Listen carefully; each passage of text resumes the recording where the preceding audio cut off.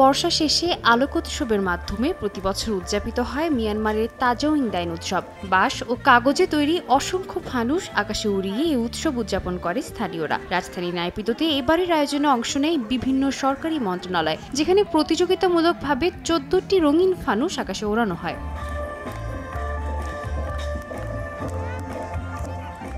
British আমলে শুরু হওয়া এই উৎসব এখন দেশটির জাতীয় ঐতিহ্যে পরিণত হয়েছে। মূল কেন্দ্র শান প্রদেশে তাওঙ্গি শহর হলেও দেশজুড়ে নানা স্থানে এই উৎসব অনুষ্ঠিত হয়। বেলুন উড়ানো, নাচ গান আর আতশবাজির মাধ্যমে রাতের আকাশ রঙিন হয়ে ওঠে। তবে উৎসবের এই আলোর পেছনে কালো ছায়া হয়ে রয়েছে চলমান গৃহযুদ্ধ। ডিসেম্বরে অনুষ্ঠিত হতে যাওয়া নির্বাচনের প্রস্তুতি চললেও তা নিয়ে বিরোধীরা তীব্র সমালোচনা করছে। তাদের অভিযোগ, সামরিক নিয়ন্ত্রণকে বৈধতা দিতেই এই ভোট আয়োজন করেছে জান্তা সরকার।